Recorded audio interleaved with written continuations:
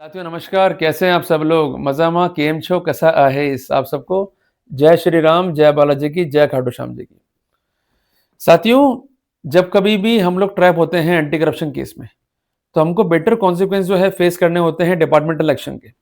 अगर ये सिनेरियो है हमारे केस में, तो हम कैसे निपटें और किस प्रकार जो है वर्कआउट करना होता है, एक स्टोरी अपन लेते हैं, उसको समझते हैं, फिर जिस जजमेंट से मैंने कंटेंट लिया है, फिर उसको अपन जो है डिस्कस करेंगे।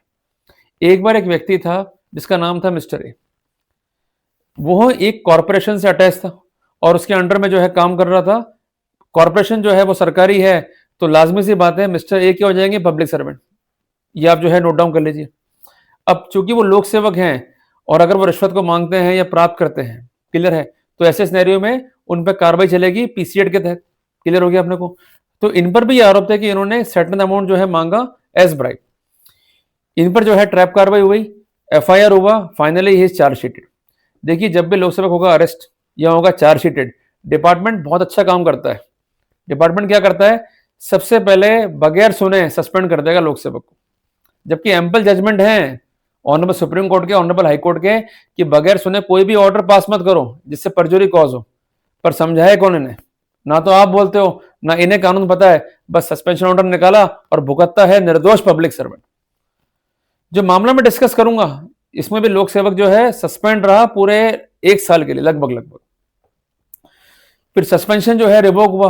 वो भी इसलिए करते हैं कि गाइडलाइंस कहीं आ गई है सुप्रीम कोर्ट की कि सस्पेंशन तो रिवोक करना होगा। सस्पेंशन रिवोक हुआ, पर ट्रायल चला यहां पर। जब ट्रायल होगा तो दो स्थितियां होंगी, या तो आप बरी होंगे या सजा होगी। यहां पर मिस्टर ए जो है वो कन्विट हो गए।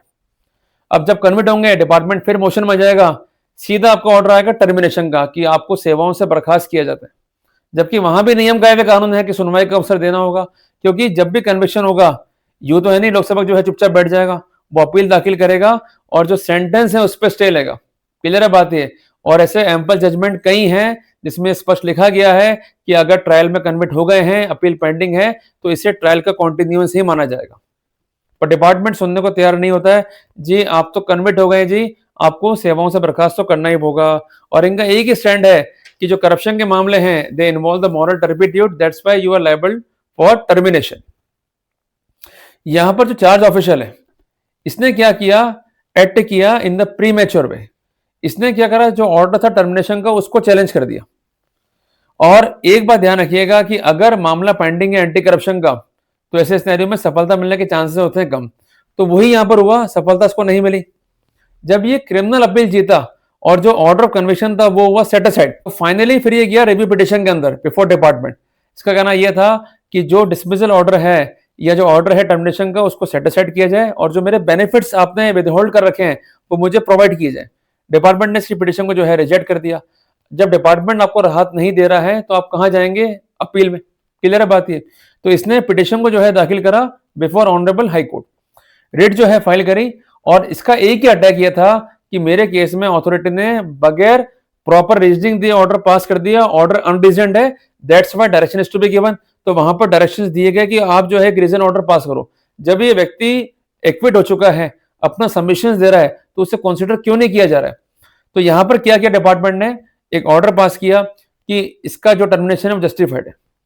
इन्होंने कारण क्या दिया कि जो कंसर्न ऑफेंस है एंटी करप्शन का, it involve the moral turpitude, hence the order of dismissal could be passed. Number 2, कि कोई यहां ग्राउंड नहीं बनता है रीइंस्टेटमेंट का, and apart from that he is not eligible for the benefits during the suspension period.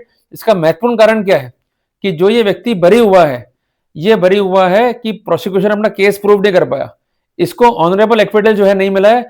As per the legal position, department का ये description है कि अगर कोई व्यक्ति विशेष जो कि चार्ज ऑफिशियल है, अगर वो कोर्ट से बरी भी हो गया है और ये एक्विटल जो है ऑनरेबल एक्विटल नहीं है, तो वहां पर सस्पेंशन पीरियड के जो बेनिफिट्स हैं वो नहीं दिए जा सकते।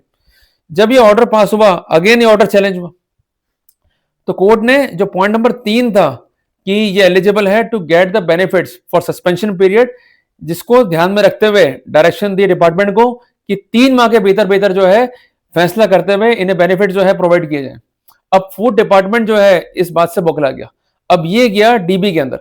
एक बात ध्यान रखना कि जब भी रिट में ऑर्डर होगा बाय सिंगल बेंच, क्लियर बात है, तो उसका फर्दर रेमेडी कहां लाई करेगा, डीबी के अंदर। तो एक तरीके से अपील ही होती है पेश। क्लियर बात है? तो मेरा निवेदन आप सबसे ये है कि जब डिपार्टमेंट ने चैलेंज किया कंसर्न ऑर्डर को, तो उन्होंने कुछ बिंदु रखे। उनका पहला बिंदु ये था कि जो एक्विटल है वो ऑनरेबल एक्विटल नहीं है, और सबसे इंपॉर्टेंट बात यह है कि डिपार्टमेंट का सोल डिस्क्रिप्शन है कि कंसर्न जो एम्प्लॉय है उसको बेनिफिट्स देने हैं या नहीं देने हैं, जिसके लिए उनके द्वारा निर्भर किया गया एक महत्वपूर्ण फैसले पर। यह फैसला है ऑनरेबल सुप्रीम कोर्ट का, जिसका साइटेशन है 2011 वॉल्यूम 8 एससीसी पेज नंबर 155। अब यहां पर कोर्ट को यह देखना था कि जो पावर ड्राइव करी डिपार्टमेंट ने वो एज पर लॉ है या नहीं है। तो इससे जब भी आप लोग पिटिशन दाखिल करते हो या लड़ते हो सर्विस मैटर के अंदर, तो आपको question of law and question of fact पे जो है काम करना होगा, जो हम अक्सर नहीं करते हैं। तो यहां पर इंपॉर्टेंट पॉइंट क्या था कि whether the concern department is vested with the power to form an opinion whether suspension is justified और नॉट। और अगर सस्पेंशन जस्टिफाइड नहीं है तो ऐसे सिनेरियो में क्या बेनिफिट मिलना चाहिए या नहीं मिलना चाहिए। तो मेरा कहना यह है आप सबसे कि जो बेस था इस केस में जिसपे हिट किया कंसर्न चार्ज ऑफिशियल ने, उसका कहना यह था कि डिपार्टमेंट अगर यह मानता है कि कंसर्न सस्पेंशन जो है वो जस्टिफाइड नहीं है, तो वहां पर मैं बेनिफिट के लिए जो है एलिजिबल हूं। तो यहां पर जो एक्विटल है इस पॉइंट पर जो है रेमेडी को डिनाई किया गया। इनका कहना है कि एक्विटल जो है वो ऑनरेबल एक्विटल नहीं है, इसलिए बेनिफिट नहीं देंगे। पर कोर्ट ने कहा कि कई बार ऐसा होता है कि प्रॉपर जो है फ्रेज यूज नहीं होती है, या कई बार होती है फ्रेज यूज कि प्रोसिक्यूशन जो है साबित नहीं कर पाया ऑफेंस को बियॉन्ड रीजनेबल डाउट, जिसका बेनिफिट जो है प्रोसिक्यूशन या डिपार्टमेंट जो है नहीं ले सकता। अगर कोई ऑफेंस है, बात नोट कीजिएगा, जिसको प्रोसिक्यूशन जो है साबित नहीं कर पाता, गवाह हॉस्टाइल नहीं है और कोर्ट ने अपना फैसला कर दिया है, और भले फैसला में लिख भी दिया है कि प्रोसिक्यूशन अपना केस प्रूव नहीं कर पाया बियॉन्ड रीजनेबल डाउट, इसके बावजूद भी ऐसी स्थितियों को ऑनरेबल एक्विटल माना जाएगा।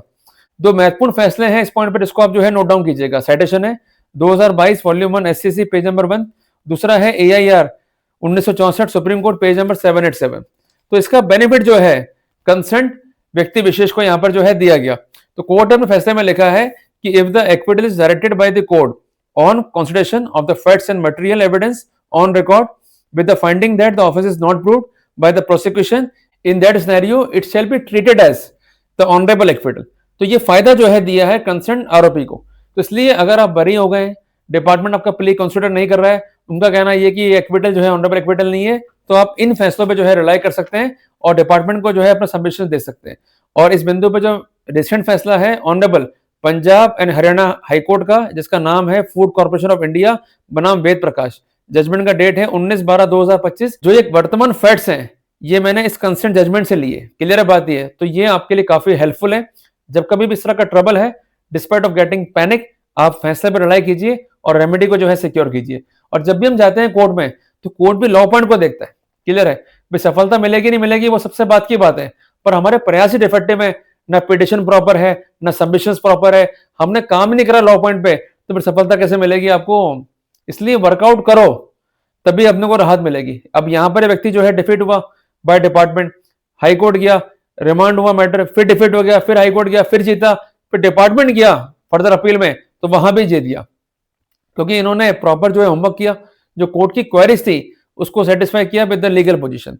तो जब कभी भी ट्रबल है, तो despite of getting panic, workout on the facts and workout on the legal position, और खासकर उन फैसलों पे काम करना है जो पहले तय हो चुके हैं, जिनका बेनिफिट जो है ले सकते। जल्दी मिलेंगे एक नए टॉपिक के साथ। टिल देन, जय हिंद, जय भारत।